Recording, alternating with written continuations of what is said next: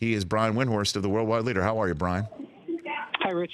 How would you answer the poll question to start off with what a weekend it was. How would you answer? What's the most surprising? I'm not sure I've seen a more difficult shot than what Kawhi Leonard hit yesterday because, yes, it was at the buzzer, but I think you have to compute in that there was a 7'2" guy who was absolutely blanketed on top of him. And there are some incredible images that were taken by great photographers from all different angles, and you can see Joel Embiid was way off of his feet. One of the reasons why it bounced around the rim like it did was because Kawhi had to shoot the ball almost directly straight up into the air just to get the shot off. I would love to know how high that ball actually went. It was probably around 17, 18 feet. And so the degree of difficulty of even getting the shot off, much less having it get in, one of the most amazing shots I think you'll ever see. When you include the stakes, of course, but the actual ability to him to make that shot, just amazing. I know you're comparing things that happen in a slice of a moment to decisions that will be big over the next few years with head coaching hires. It's not really an apples-to-apples comparison, but I'll always remember that shot. Well, in terms of this shot, too, and we talked about it with Kevin Harlan, who called it on TNT, Brian, that what was hanging on the rim potentially is Kawhi's future and also the future of Brett Brown and what the Sixers are going to do. Do you think that the ball dropping there does actually affect it or cement what might happen later on this summer? Four times the ball hit the rim. 4 times. It's amazing. Wild. I would like to believe that a single shot doesn't determine people's futures or decisions. And the thing about it is that Kawhi does not articulate how he's feeling or thinking like Kyrie does, like Kevin Durant does. So we're really all just left guessing. So the answer I can tell you is I don't know. I don't know what it meant for Kawhi. I know that I've never seen him have that outpouring of emotion, and I've been there on the floor when he's won a championship and was named Finals MVP, and I've never seen him react that way. That was also, I think, one of the amazing things I'll always remember is the way he reacted. That was years of, I don't know if he's ever reacted to anything like that. Does that mean that he wants to stay in Toronto? I don't know. I mean, that's the difficulty of the entire trade. The trade became a humongous gamble because there was no way for you to know and no way for you to say, here's the target we're trying to hit, here's the finish line we're trying to hit. It was completely nebulous. So it's a gamble, and I think it's a gamble that for the Raptors has paid off because they have gotten this chance. They have got their first real chance at winning a championship. They've got a real chance in this series. They're probably going to have, if not the best player, he's 1A and 1B with Giannis, and that's not something they've had before, and that's why they did it. Well, then what's your best guess about what happens in the aftermath with Philadelphia and the Sixers and their coach and the process, et cetera? Right. I mean, I saw the report from the New York Times over the weekend that if they don't win the series, that he is in danger of being fired. And again, I would say, if the ball doesn't go in and they win in overtime, does that mean he's a good coach? And if it did go in, he's not a good coach? Again, I would hope that it wouldn't be determined by one game. What I would tell you is this. The big decisions that the Sixers have are not necessarily related to the coach. They got to decide whether they're keeping Jimmy Butler. They got to decide whether they're going to extend Ben Simmons to a max, which he is eligible for this summer. They got to decide, are they going to give Tobias Harris 5 years? Are they going to keep J.J. Redick? Are they going to spend $400 million on a team that didn't make it out of the second round? Because that's what this would be when you include the money that they already have committed out there. That, to me, is the real big decision. Yes, if you think you can get a better coach, I mean, one of the issues that Brett Brown had was, sort of getting these guys all in line and all to play along the same way and to find a lineup and a system that would take advantage of their various talented guys. I suppose maybe they feel like there's a better guy out there to do it, but if there is, I hope they know who they're going to who they're going to hire before they fire him, because if you just fire him and then just start this process and think that you're going to get a better coach, I think that's a pretty big gamble. Brian Windhorst of ESPN and the Honda Insider Report here on the Rich Eisen Show. Let's talk about the aftermath of the Warriors and the Rockets series. First things first, what's Durant's status for the Western Conference Finals, best you can tell as we're talking right now, Brian? Yeah, I think they are hoping that he will come back at some point. Now, he has had calf injuries twice in the last 3 years, and both times he missed a week. But this calf injury, I believe, I mean, I can't say for certain. I don't have the MRIs. I'm not a specialist, but from what I understand, it's a little bit more serious than those other two injuries were. One of the things that happened here, Rich, he was playing 45 minutes a game. I think he was extending himself a little bit too much.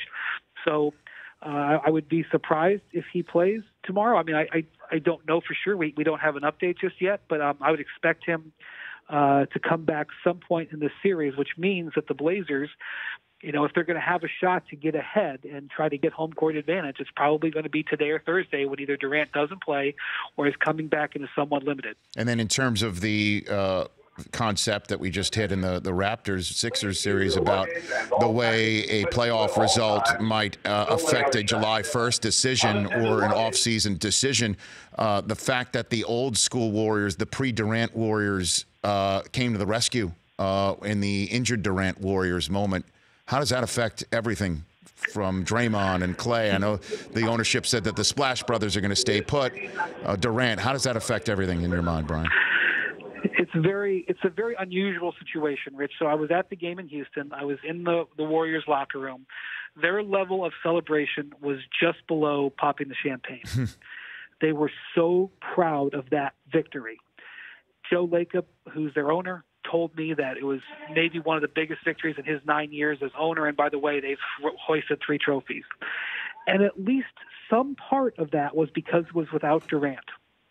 And I don't think it was in a way to sort of send a message to him or anything, because his uniform was hanging in the locker. They were FaceTiming him and texting him and sending him photos. He was as involved in the celebration as you can be virtually in 2019. But I think they all know that Durant there's a chance that he's going to leave. Is it 19%? Is it 56%? I don't know. I mean, I could throw some number at you that could sound good for the next 3 minutes, but would just be bogus and bull. But obviously everybody knows there's a chance he's walking. And so some element of that celebration and embracing that victory was the reality that they may be without Durant next year. And it was kind of a vindication not only to themselves in that moment, but that they are still the great team that won the titles before Durant got there. I can't quantify it. I can't explain it. I'm not on the team. I'm not Draymond Green. I can't say exactly how he felt. But observing it, there was no doubt that was a piece and part of what was going on in that moment when they had a phenomenal win, all things considered. Well, and then the Rockets, I mean, Harden after the game saying he knows what needs to be done to beat the Warriors, but he's going to keep it to himself, was one of those moments where I just shake my head. Again, I'm not there every day. I don't follow him in terms of meeting him and chat with him, the day in, day out stuff. And I love the rest of the Rockets team. We've had Morey on the show. PJ Tucker spills his guts out on the floor, unlike many players in the NBA. I love watching him. How in the world what do the Rockets do from here? Because it doesn't seem like if you can't beat them now, you're never going to beat them. Brian? Well, the difficulty is I question whether their ownership is willing to go to the wall.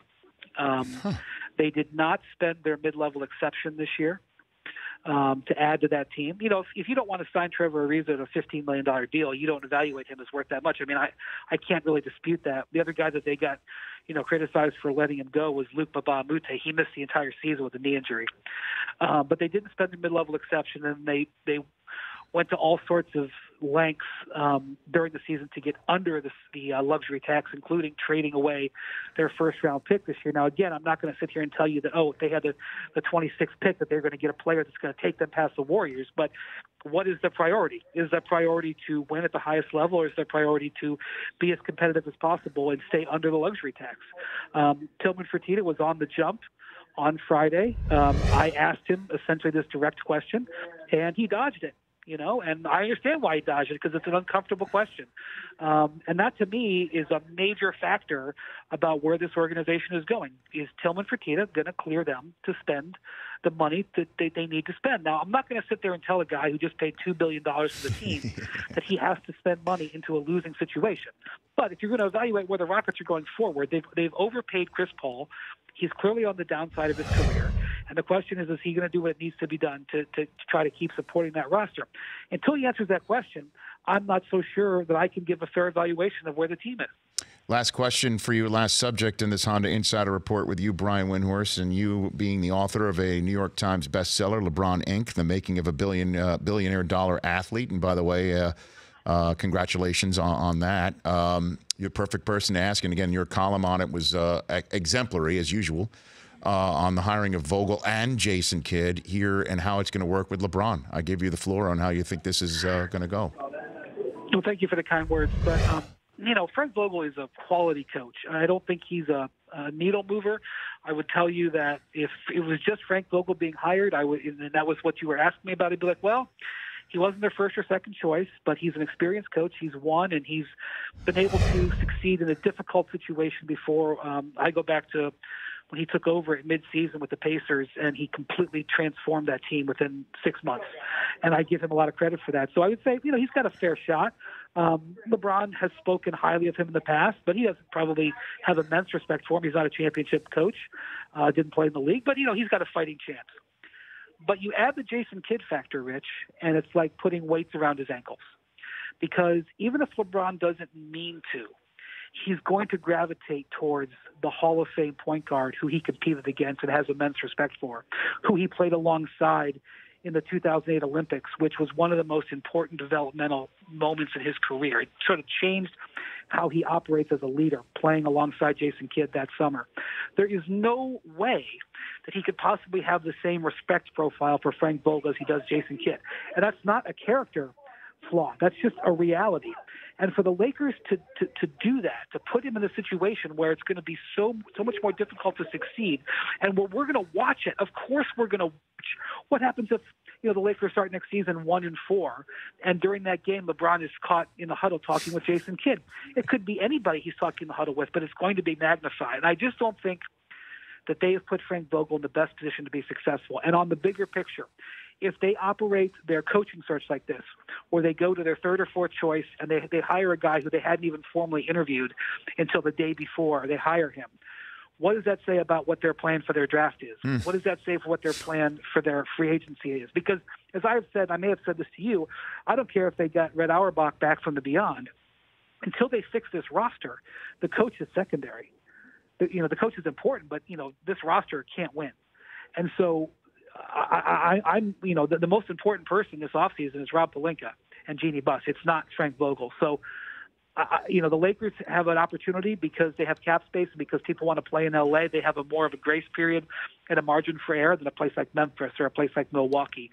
But my faith in them executing and making smart decisions is very low, especially after watching how this coaching thing went down. Brian, great stuff as always. Really appreciate it. Always enjoy the chats, and we'll chat down. I think the way you started our conversation was spot on. This was I said I started the show, best weekend of playoff basketball or the NBA's had maybe ever. And I know that might be an exaggeration, but from everything that we just did, we didn't even hit the Beeline stuff because I know we've talked about so much. But what a weekend!